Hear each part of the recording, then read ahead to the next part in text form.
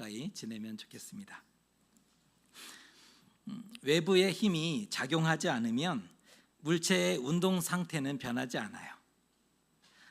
지금은 그 물리 시간이 아니지만 외부의 힘이 작용하지 않으면 물체의 운동 상태는 변하지 않죠. 몇 가지 예를 들어 드릴게요. 달리던 차가 갑자기 멈추면 몸이 앞쪽으로 쏠리게 되죠. 이게 관성 때문에 그런데 승강기 작동 시에 처음에는 천천히 출발합니다. 그런데 점점 가속도가 붙는 것이 또 관성이고요. 이불에서 먼지를 털어내는 원리가 막대기로 치면 그 먼지가 털어지잖아요. 이불에서 먼지를 털어내는 것 역시 모두 관성의 법칙으로 설명해 낼 수 있습니다. 일상에서도 적용이 되는데요. 동일한 행위를 유지하려 하는 습관을 관성적 행위라고 합니다. 그러니까 동일한 행동을 유지하고자 하는 힘이 있는데 그것을 가리켜서 말하기를 관성적 행위라고 얘기하는 거죠. 김유신이 화랑 때에 말에 목을 벤 일화가 있어요. 김유신이 화랑 때 젊었을 때 아직 철이 들기 전에 말에 목을 벤 일화가 있는데요.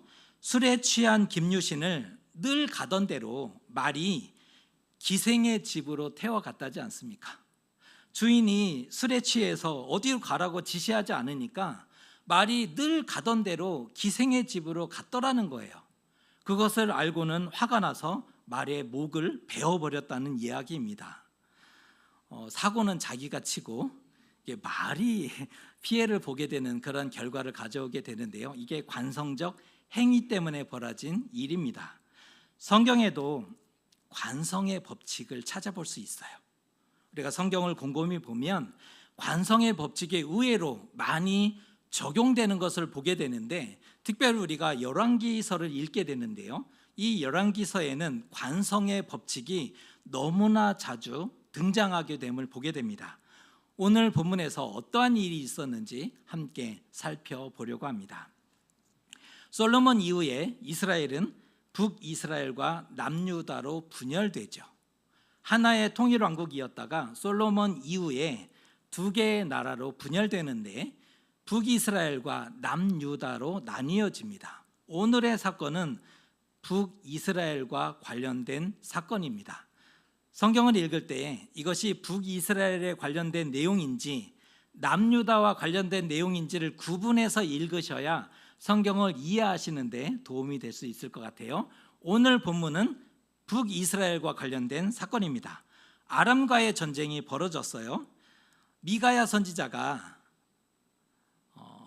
이건 없었던 얘기인데 싶으실 텐데 열왕기상 뒷부분과 열왕기 하가 지금 맞물려 있는데 열왕기상 뒷부분의 얘기를 해드리면 아람과의 전쟁이 벌어졌고 미가야 선지자가 이 전쟁에서 백성들이 목자 없는 양같이 산에 흩어지게 될 것이고 왕이 죽게 된다라고 흉한 것을 예언하고 경고합니다.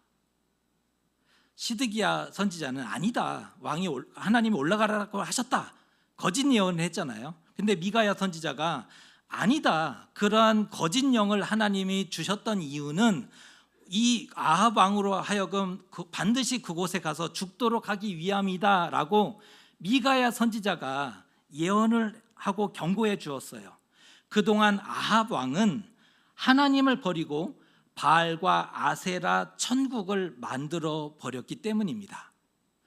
그러니까 북이스라엘을 바알과 아세라 천국으로 만든 장본인이 아합 왕이었는데요. 이 아합 왕을 책망하시기 위해서 아람과의 전쟁에서 죽임을 당하는 그러한 일들을 경고해 주셨던 겁니다.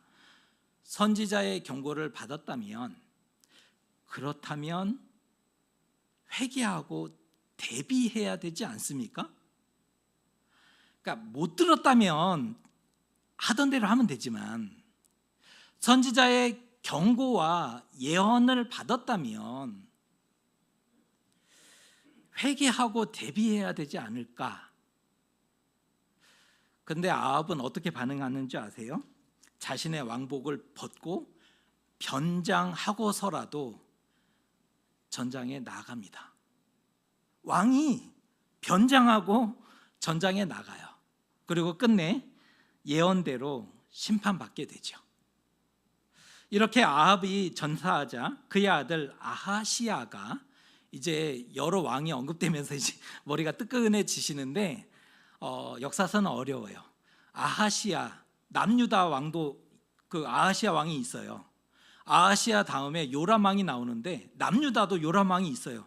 도대체 왕의 이름이 왜 같아서는 가뜩이나 헷갈리는데 더 헷갈리게 하는지 도대체 모르겠는데요. 지금은 아합 왕이 죽은 다음에 아하시야가 왕이 돼요.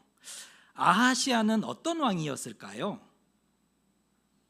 아하시야가 어떤 왕인지 한 문장으로 성경이 정리를 해주는데 그 말씀이 열왕기상 22장 52절입니다. 읽어드립니다. 그가 여호와 앞에서 악을 행하여 그의 아버지의 길과 그의 어머니의 길과 이스라엘에게 범죄하게 한 느밧의 아들 여로보암의 길로 행하며 라고 정리를 해주는데 아하시야는 2년 동안 북이스라엘을 다스렸던 왕이었는데요. 그가 나라를 다스리는 중에 여호와 앞에서 악했대요. 북이스라엘도 그렇고 남유다도 그렇고 하나의 기준이 있어요. 여호와 앞에서 선한 왕이었느냐 악한 왕이었느냐, 이 하나의 기준으로 성경은 일관되게 기록해주고 있는데 아하시야는 여호와 앞에서 악한 왕이었다라고 말을 하면서 그 이유를 이렇게 써줘요. 바알에게 열심이었고 아버지와 어머니의 길을 그대로 따른 왕이었고 여로보암이 단과 베델에 만들었던 금송아지를 지속해서 섬겼던 왕이다라고 말해주고 있습니다.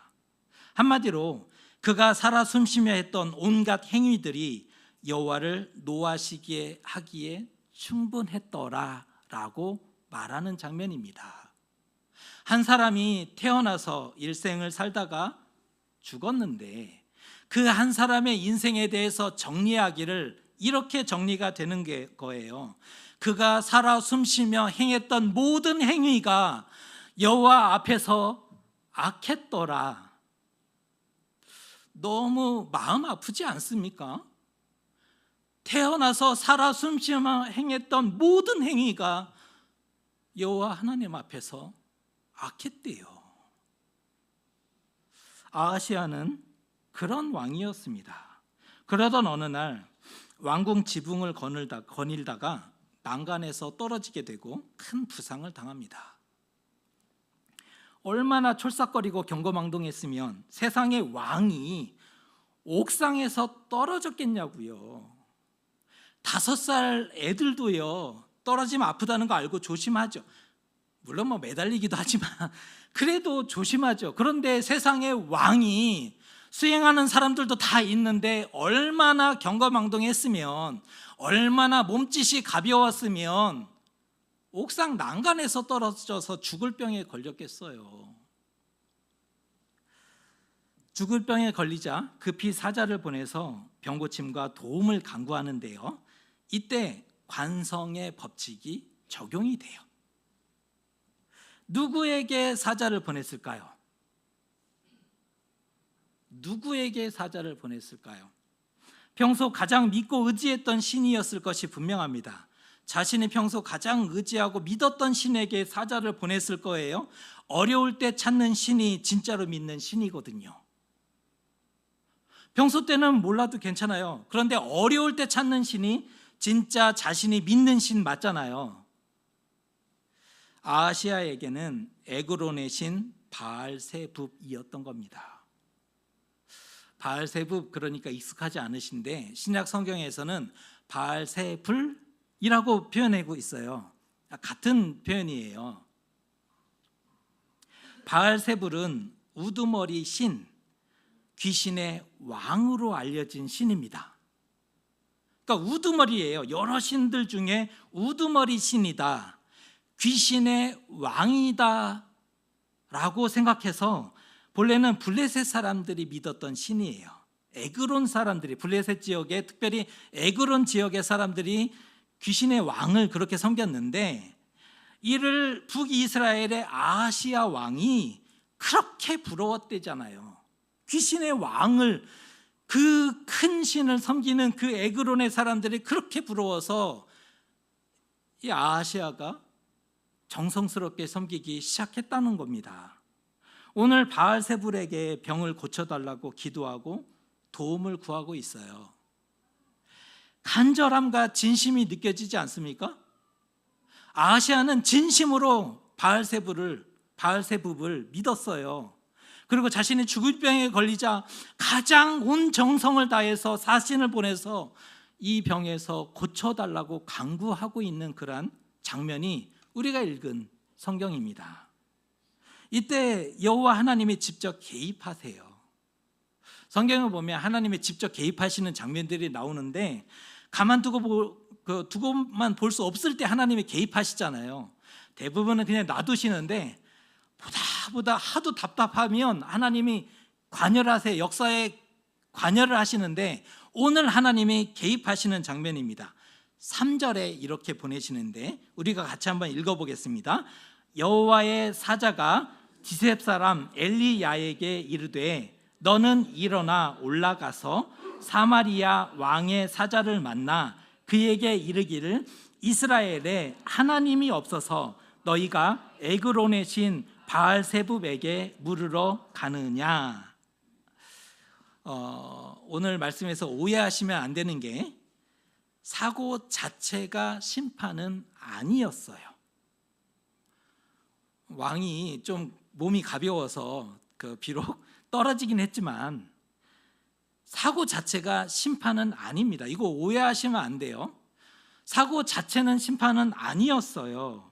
그러나 하나님이 아닌 바알세붑을 찾았다는 것은 하나님을 무시한 것과 다름이 없었습니다. 이게 문제가 된 거예요. 결국 그동안 행했던 많은 악과 오늘의 일을 더해서 누웠던 침상에서 내려오지 못하고 반드시 죽으리라 라는 심판을 받게 되었던 겁니다. 아하시아의 죄는 살아계신 하나님께 묻지 않고 우상에게 물었던 데에 문제가 된 거죠. 결정적으로 심판을 듣고도 회개하지 않았다는 사실을 아십니까? 너는 죽으리라. 이 심판이 경고가 선포된 다음에 어떻게 했어야 될까요? 제가 잘못했습니다. 이 회개가 자연스러운 그 다음의 행동인데 아하시아는 군대를 보내서 선지자를 잡으려 합니다. 바알세붑에게는 사신을 보내요. 좋은 것을 들고 사신을 보내서 내가 낫겠습니까? 라는 정중하게 보내는데 선지자에게 사람을 보낼 때 누구를 보냈어요? 50부장 군대를 파견해요. 군대를 파견한다는 것은 어떠한 의도가 있어요? 잡아오겠다는 거잖아요. 바알세붑에게는 마음을 다해 사신을 보내고 엘리야에게는 군대를 보내요. 잡아오겠다는 거죠. 잡아와서 어떻게 하겠다는 거예요? 칼을 목에다 대겠다는 거잖아요.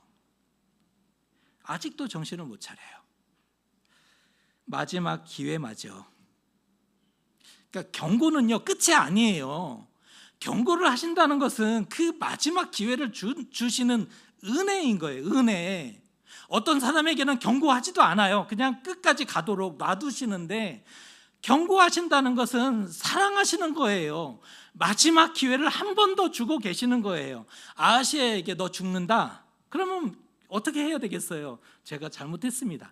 아니, 여기서 진심으로 아니어도 말로는 제가 잘못했습니다라고 했어야 되지 않습니까? 그런데 아하시아는 그 마지막 기회마저 발로 차버리죠. 아하시아 통치 때 활동했던 선지자가 누구라고 말씀을 드렸어요? 이 아하시아 왕 때 활동했던 선지자는 엘리야. 구약 성경에서 엘리야는 선지자들의 아버지입니다. 거의 이렇게 수준이요 급으로 나눌 수는 없지만 설명하기 쉽게 얘기하면 선지자들의 아버지는 엘리야예요. 엘리사 선지자도 위대한 선지자인데 엘리사 선지자가 나의 아버지여 나의 아버지여라고 간구하잖아요. 엘리야는 선지자들의 아버지고 선지자의 대표입니다. 변화산에서 예수께서 두 사람을 만나잖아요. 만나서 대화하시는데 그 중에 하나가 율법의 대표였던 모세였고 그 한 명이 선지자의 대표였던 엘리야였지 않습니까? 모세와 엘리야를 구약 전체를 대변하여 두 명이 예수님과 대화하게 되는데 그때 선지자를 대표해서 엘리야가 예수님과 대화하게 되죠. 엘리야의 위상이 어떠한지 얼마나 위대한 선지자였는지를 알 수 있는 그런 대목이라는 겁니다. 그 위대한 선지자가 사역하고 있었어요. 게다가 더 좋은 것은 대부분의 선지자는 남유다냐 북이스라엘이냐 명확하게 구분할 수 없어요. 그런데 유독 엘리야 선지자는 북이스라엘을 위해서만 예언했던 선지자예요. 북이스라엘을 위해서 하나님이 보내신 사람, 이게 엘리야 선지자였다는 거예요. 하나님의 사람이 가까이 눈앞에 있었어요. 멀리 먼 나라로 찾아가지 않아도 돼요. 간구하기 위해서 먼 나라로 찾아가지 않아도 돼요. 도움을 구걸하지 않아도 되었다는 거예요. 남의 신한테 가려면 많은 예물을 가지고 먼 나라에 찾아가서 기다려야 되지, 간구하고요, 또 사정해야 되잖아요. 자존심 다 내려놓고 무릎을 꿇어야 한단 말이에요. 그런데 위대한 하나님의 사람이 가까이 눈앞에 왔다 갔다 했다니까요. 먼 나라로 갈 것도 없었어요. 사정하지 않아도 돼요. 엘리야는 3년 6개월 동안 땅에 비를 내리지 않게 한 사람입니다. 하나님의 말씀을 대언했지만 3년 6개월 동안 비를 내리지 않게 한 사람이에요. 죽은 자를 다시 살리죠. 정말 특별한 일들을 한 선지자예요. 450명의 바알 선지자들과 갈멜산에서 싸워 대결해서 이기잖아요. 불로 응답하는 신이 참된 하나님이시다. 엘리야가 간구했을 때 하늘에서 불이 내려서 그 재물을 삼켰지 않습니까? 또한 엘리야가 기도했을 때 하늘의 문이 열렸고 그동안 내리지 않았던 비가 하늘에서 쏟아졌지 않습니까? 그렇다면 아하시아가 왕이 된 후에 무엇을 했었어야 했을까요? 아버지 아합이 통치했을 때는 아버지의 뜻을 꺾지 못해요. 아들이 종교개혁 못합니다. 맞죠? 아버지가 시퍼렇게 살아있을 때는 그 아들이 종교개혁 못해요. 아직 그만한 힘이 주어지지 않죠. 그것도 다 이해할 수 있어요. 하지만 자신이 왕이 된 이후에는 얼마든지 뜻한 대로 가능하지 않습니까? 잘못된 것을 바로 잡았어야죠. 우상을 버리고 손에 있는 많은 죄를 씻었어야 하지 않습니까? 돌아온 신하들이 전하기를 그는 털이 많은 사람인데 허리에 가죽띠를 띄었더이다 했더니 아하시아가 그는 디셉 사람 엘리야로다 딱 알아봤잖아요. 그는 위대한 선지자 엘리야가 누군지를 알았어요. 불로 심판하는, 불로 응답하는 신, 참된 신이 누구인지도 분명히 알고 듣고 경험했던 사람이에요. 아버지가 통치했을 때는 종교개혁은 못했지만 자신이 왕이 된 이후에는 달라졌어야 하는 거 아닐까요? 어떻게 3년 6개월 동안 비가 내리지 않았는데 그것을 통해서 깨달은 것이 하나도 없을 수 있을까요? 3년 6개월 동안 비가 안 내렸대요. 그런데 그것을 통해서 하나도 깨달은 게 없었다는 거예요. 이 말은 다시 말해 어떤 의미냐면 아무것도 깨닫지 못하고 죽도록 고생만 했다는 거예요. 그렇죠? 아무것도 깨닫지 못하고 죽도록 고생만 3년 6개월 동안 기근에 그 물이 없어서 얼마나 많은 사람들이 고통하고 죽어갔겠어요. 그러니 원망과 저주가 하늘을 향해 삿대질만 해댔을 것이 분명하잖아요. 깨달음이 없잖아요. 그러면 무엇을 하냐고요? 원망하고 불평하죠. 하늘을 향해서 삿대질을 할 수밖에 없는 거잖아요. 엘리야가 바알 선지자를 죽였다는 소식에 너무나 원통하고 분해서 선지자를 찢어 죽일 생각만 할 수밖에 없는 거예요.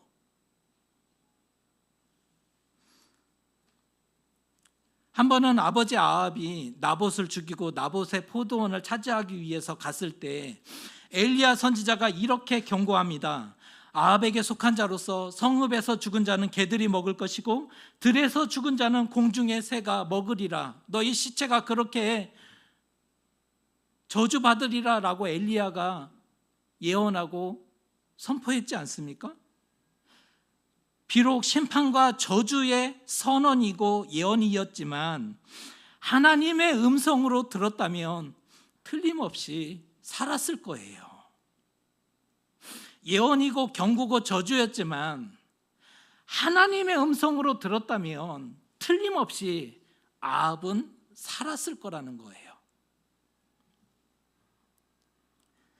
그런데 불행하게도 거기서 하나님의 음성을 한마디도 듣지 못해요.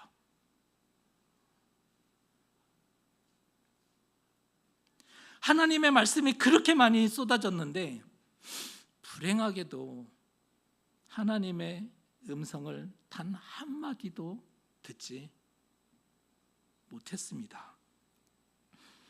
그저 미친 선지자의 헛소리로 취급했던 겁니다. 그러니 깨달음이 없고 심지어 심판이 다가와도 알지 못하죠. 자기가 죽는 심판이 다가와도 그게 무엇인지 알지 못하게 될 밖에 없을 겁니다. 가까이 해야 사는데 가능한 멀리해요. 이상하죠? 가까이 해야 살아요. 엘리야 하나님의 사람은 가까이 해야 사는 법인데 가능한 멀리하고 기회만 있으면 죽이고자 해요. 이 인생 어떻게 되겠습니까? 아하시야는 왕이 된 후에 그동안 보고 듣고 익숙한 대로 행동합니다. 왕이 된 이후에 그동안 보고 듣고 익숙한 대로 그대로 행동을 해요. 생전 효도 한 번 안 하더니 아버지가 돌아가시니 그 뜻을 잊겠다는 거예요. 도대체 이 사람이 어떻게 된 인간이죠? 살아생전 효도 한 번 안 하더니 아버지가 돌아가시니 그 뜻을 잊겠다는 거예요. 그리고 순종합니다. 그런데 북이스라엘 역사에서 가장 악한 왕, 북이스라엘 200년 지속됐거든요. 북이스라엘 역사에서 가장 악한 왕이 누구였을까요? 아합. 이건 타의 추종을 불허합니다. 단독 후보예요. 아합은요 정말 특별한 사람입니다. 북이스라엘의 우상천국으로 만들었던 특별한 사람입니다. 그 아들이었던 아하시야가 뭘 보고 배웠을까요? 우상 숭배와 악행을 그대로 답습합니다. 아버지와 어머니가 아버지와 어머니를 따라서 이세벨, 굉장히 유명한 악녀이죠. 아버지와 어머니를 본받아 우상 숭배와 악행을 그대로 답습합니다. 그것이 가장 익숙하고 가장 잘하는 일이었대요. 우상 숭배가 가장 익숙해요. 우상 숭배가 가장 잘하는 일이래요. 악행이 가장 익숙한 사람이래요. 그 악행이 가장 잘하는 사람이래요. 이것이 아하시야의 진심이었어요.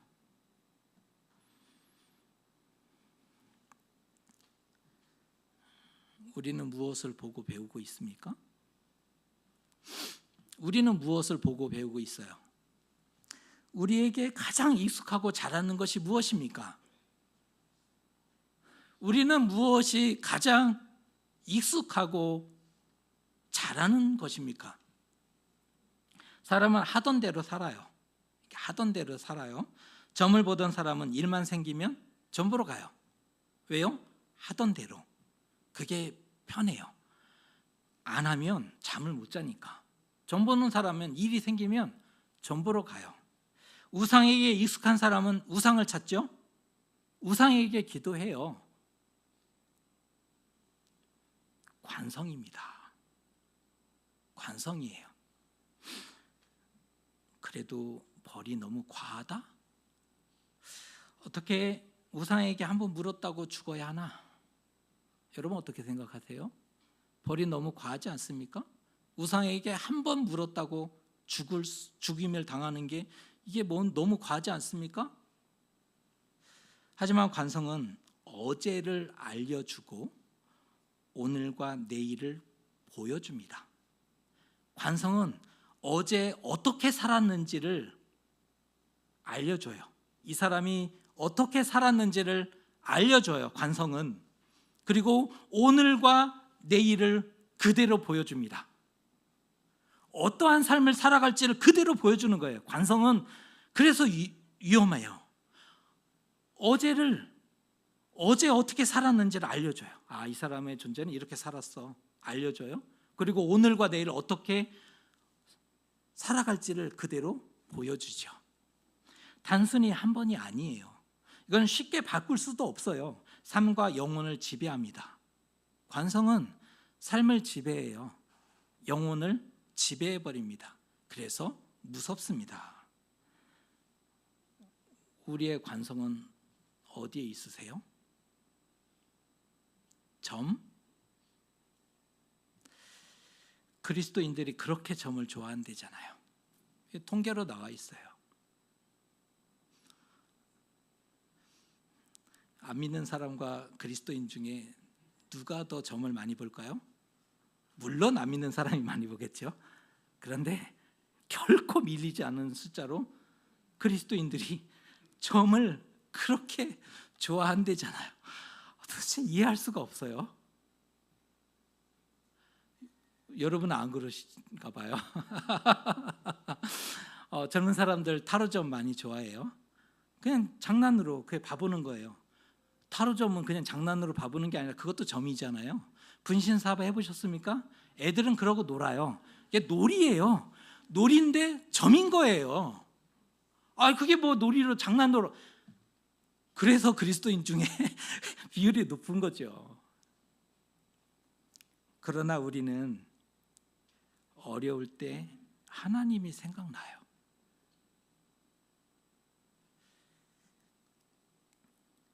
잘 생각해 보세요. 여러분 어려울 때 누가 생각나요? 하나님이 생각나더라. 하나님 믿는 사람이라는 증거잖아요. 어려울 때 찾는 신이 자기가 진짜 믿는 신이라고 말씀을 드렸잖아요. 그런데 우리는 어려울 때 하나님이 생각나요. 점부를까? 오늘도 정신을 차려보니 또 교회잖아요. 아니세요? 한 주간 바쁘게 열심히 살다가 정신 차려봤더니 또 교회네? 제가 이 말씀을 드리는 것은 비하가 아니라 진짜 잘하신 것이다 라는 말씀을 드리고자 해서 하는 거예요. 정신을 차려보니 또 교회네? 이거 정말 잘하신 거예요. 정신을 차려봤더니 앞에 무당이 앉아있더라. 그러면 이게 난리 나는 거잖아요. 근데 우리 정신을 차려보니 옆에 아내가 옆구리를 찔러서 정신을 차려봤더니 또 교회네? 오늘 주일이었구나. 이거 정말 잘하신 거잖아요. 관성과 습관이 우리를 살려요. 관성과 습관이 우리를 살려요. 우리는 감정의 기복이 있기 때문에 때로는요, 기도 그딴 거 뭐하러 해?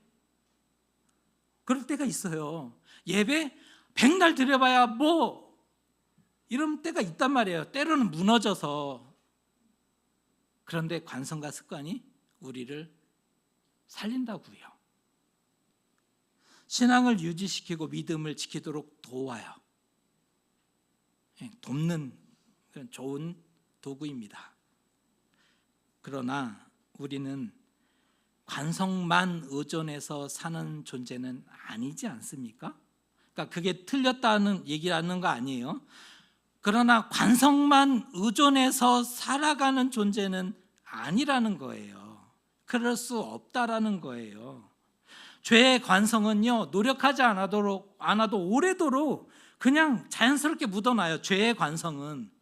끊어내기 쉽지도 않아요. 그런데 신앙의 관성은 얼마 가지도 못해요.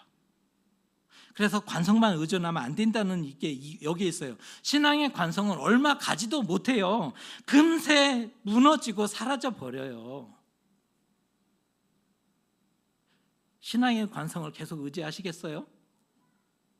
금세 무너지고 사라져 버린다니까요. 결국 무엇이 남느냐? 생기 없는 습관이 남는 거예요. 습관이.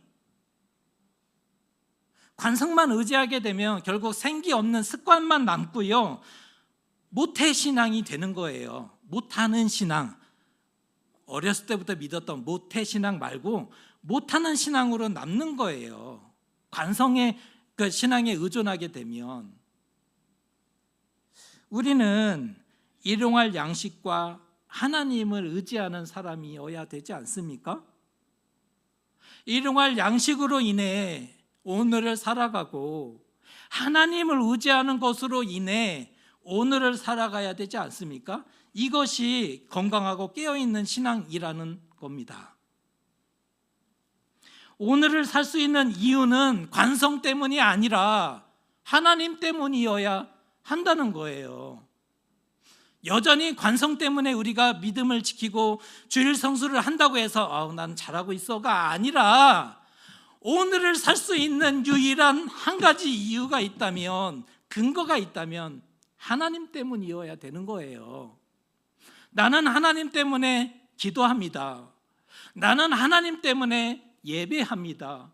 비록 하나님이 내 기도에 응답하지 않으실지어도 나는 여전히 하나님을 기대하며 기다립니다.